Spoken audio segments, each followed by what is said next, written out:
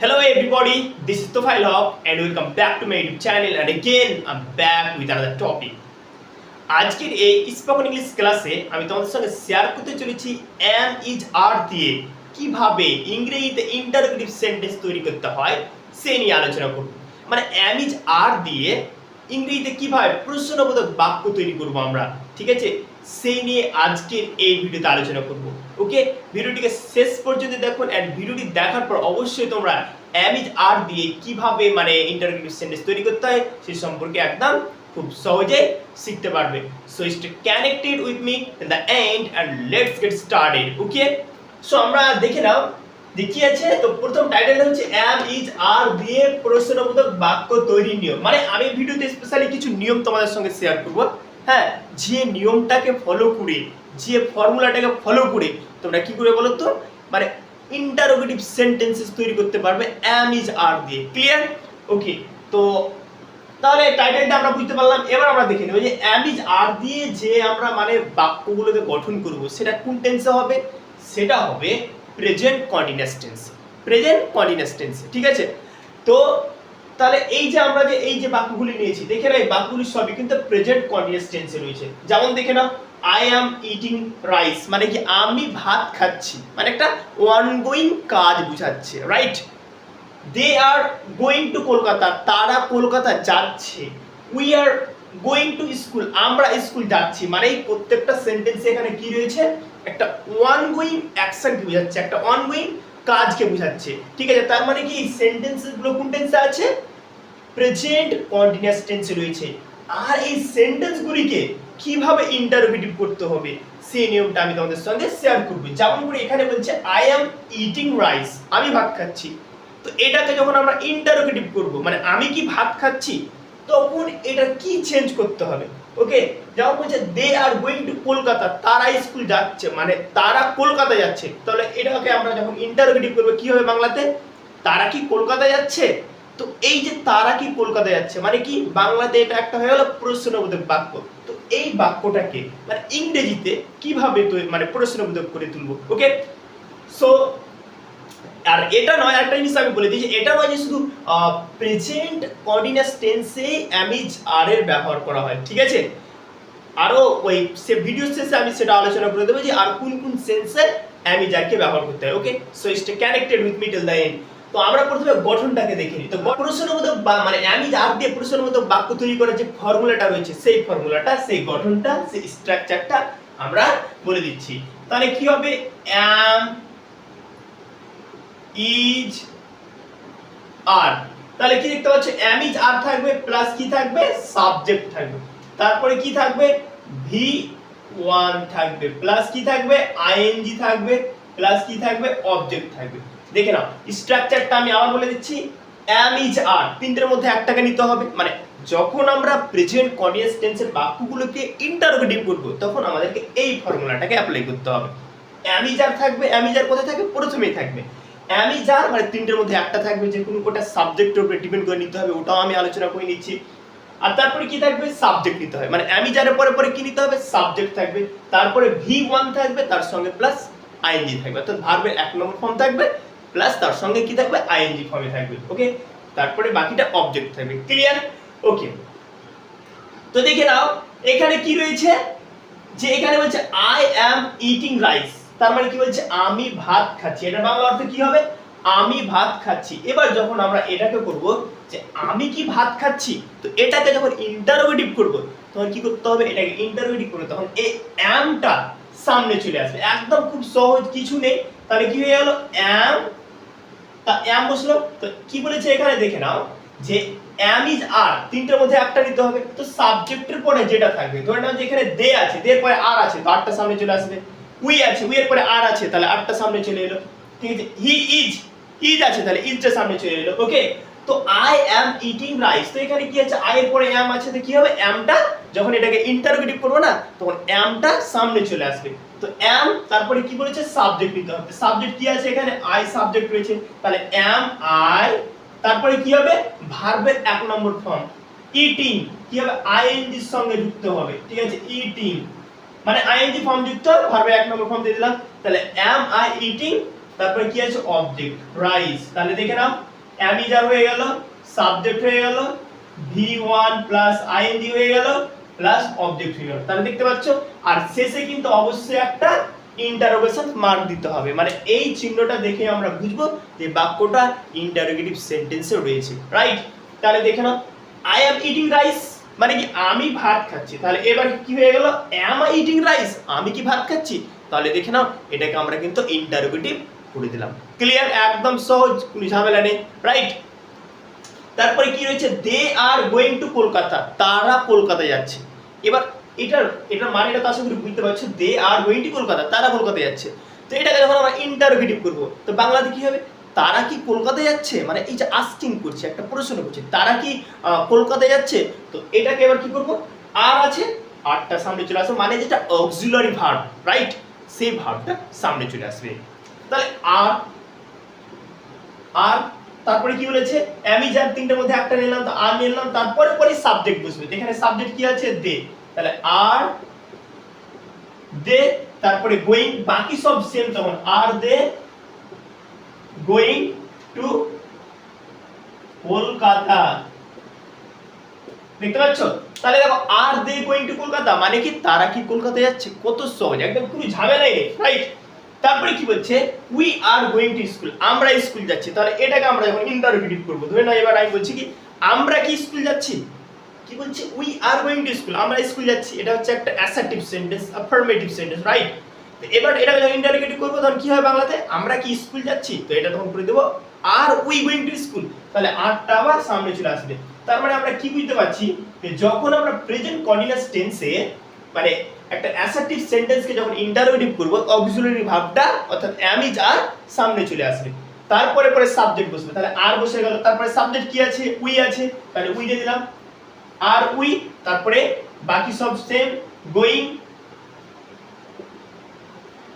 To school আর শেষে interrogation marks, তাহলে কি দেখতে পাচ্ছ আর উই গোয়িং টু স্কুল, আমরা কি স্কুল যাচ্ছি, এটা একটা ইন্টারোগেটিভ সেন্টেন্স হয়ে গেল। তাহলে দেখে নাও যে মানে অ্যাসার্টিভ সেন্টেন্স থেকে ইন্টারোগেটিভ সেন্টেন্স করতে কতটা সহজ, মানে একদম সহজ, শুধু অক্সিলারি ভার্বটা সামনে চলে আসবে, ঠিক আছে। তারপরে কি বলছে he is playing in the field, সে মাঠে খেলছে। এবার যদি আমরা এটাকে ইন্টারোগেটিভ করি তো কি হবে সে কি মাঠে খেলছে, সে কি মাঠে খেলছে, তো এটাকে ইংলিশে হবে ইজ, আবার ইজটা সামনে চলে এলো, তাহলে is he playing in the field,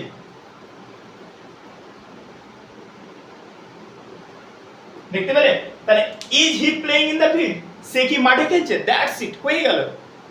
তারপরে কি বলছে Ram is drinking water, Ram জল পান করছে, তো এটাকে যখন আমরা ইন্টারোগেটিভ করব কি করতে হবে এবার ইজটা সামনে চলে আসবে, কিচ্ছু দেখতে হবে না, শুধু ইজটাকে সামনে নিয়ে নিতে হবে ইজ, তারপরে কি বলেছে মানে আমি যার পরে পরে সাবজেক্ট নিতে হবে, এখানে সাবজেক্ট কি আছে রাম, তাহলে ইজ রাম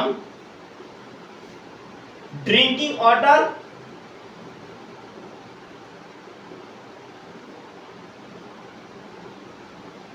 তাহলে রাম কি জলপান করছে, হয়ে গেল, ঠিক আছে। তাহলে প্রশ্নের মধ্যে বাক্য হয়ে গেল, ওকে।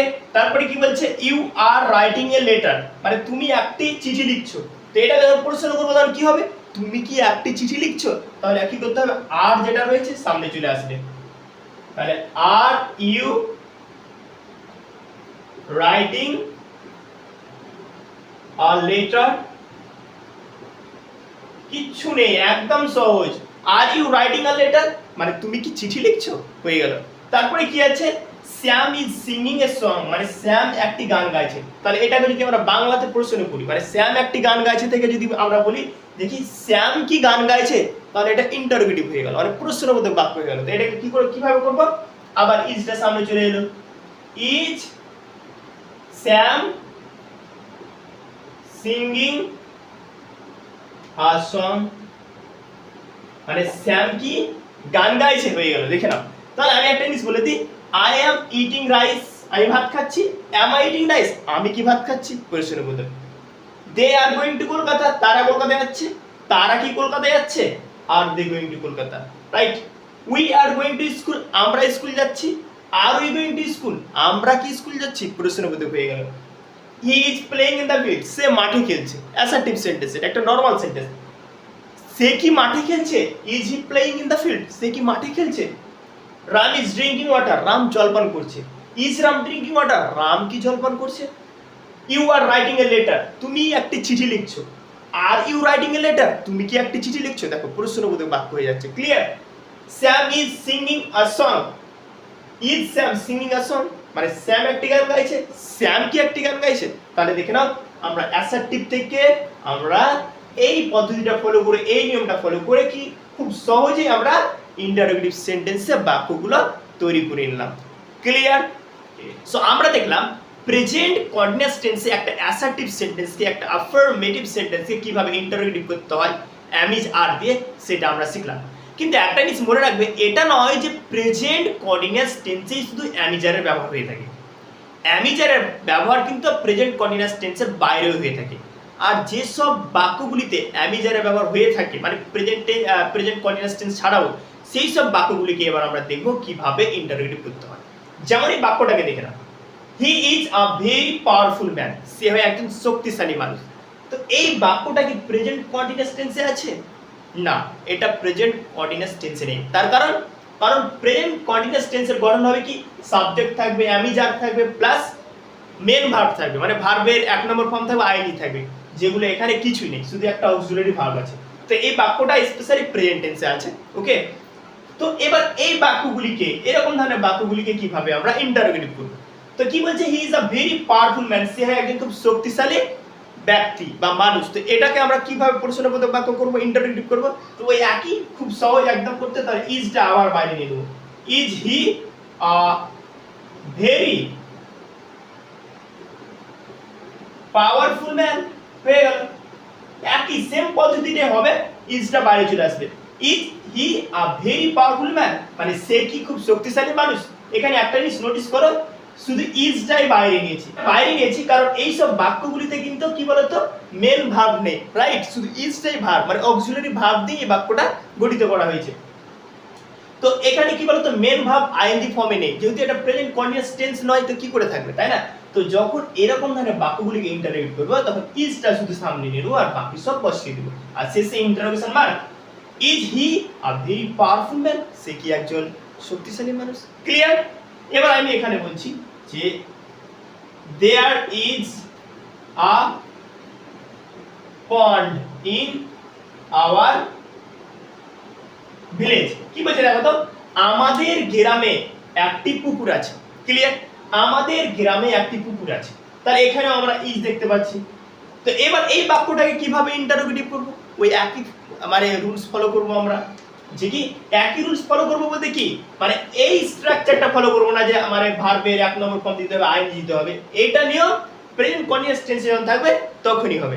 আর এগুলোতে যেহেতু মানে ইজ দিয়ে বাক্য এটাও, কিন্তু এখানে মানে এই রুলসটাকে ফলো করছে না, মানে এটা প্রেজেন্ট কন্টিনিউয়াস টেন্সে নেই। তার জন্য কি করতে হবে, এখানে ইজটাকে সামনে নিতে হবে। ইজ দেয়ার, বাকি সব same, is there a pond in our village, হয়ে গেল। আবার interrogation mark, is there a pond in our village, আমাদের গ্রামে কি একটি পুকুর আছে, হয়ে গেল, ক্লিয়ার? মানে তো এই খুব সহজ একদম অ্যাকচুয়ালি, ঠিক আছে, ওকে? এবার আমি আর দিয়ে একটা দিচ্ছি, দিলাম যে you are a very good boy. কি বলছে, তুমি হও একজন খুব ভালো ছেলে, তুমি হও একজন খুব ভালো ছেলে। তো এটাকে ইন্টারোগেটিভ করব, তাহলে কি করব, আবার আরটা বাইরে চলে এলো, তাহলে are you a very good boy, হয়ে গেল। মানে তুমি কি একজন ভালো ছেলে, you R a good boy, তুমি একজন ভালো ছেলে, প্রশ্ন করছি এটা। Are you a very good boy, তুমি কি একজন ভালো ছেলে? তো বেসিক্যালি আমি এটা বুঝাতে চাইলাম যে প্রেজেন্ট কন্টিনিউয়াস টেন্সে এই নিয়মটাকে আমরা ফলো করব, ঠিক আছে, ওকে? মানে অ্যামিজার থাকবে, সাবজেক্ট থাকবে, সাবজেক্টের পরে কি থাকবে, আইএনজি যুক্ত একটা ভার্ব থাকবে, ওটা প্রেজেন্ট কন্টিনিউয়াস টেন্সের ক্ষেত্রে, মানে প্রেজেন্ট কন্টিনিউয়াস টেন্সে যে সব বাক্যগুলি থাকবে সেগুলোতে, যেটা একটু আগে আলোচনা করলাম। আর যখন দেখবে যে কোনো মানে এমনি নরমাল বাক্য রয়েছে, মানে প্রেজেন্ট কন্টিনিউয়াস টেন্সে নেই কিন্তু অ্যামিজারের ব্যবহার রয়েছে, তখন শুধু কি করবে, এই অ্যামিজারগুলো সামনে লাগিয়ে দিবে। যেমন আমাকে দেখে নাও, এখানে ইজ সামনে লাগিয়ে দিয়েছি, হয়ে গেল, ইজ সামনে লাগিয়ে দিয়েছি, হয়ে গেল, আর আরটাকে সামনে লাগিয়ে দিয়েছি হয়ে গেল। তখনই বাক্যগুলিকে এইভাবে করে দেবে, তাহলে দ্যাটস ইট, আর ভাবতে হবে না। তো আশা করি তোমরা প্রেজেন্ট কন্টিনিউয়াস টেন্সে এবং ওভারঅল যদি বলি তো অ্যাম ইজ আর দিয়ে কিভাবে ইন্টারোগেটিভ সেন্টেন্স করতে হয়, প্রেজেন্ট কন্টিনিউয়াস টেন্সে হোক কিংবা নর্মাল সেন্টেন্সে হোক। তো আশা করি তোমরা বুঝতে পারলে। And thanks for watching this video. ভিডিওটি ভালো লাগলে অবশ্যই একটা লাইক করুন এবং বাংলা থেকে ইংরেজি শেখার জন্য আমার এই চ্যানেলটিকে সাবস্ক্রাইব করুন। Thank you.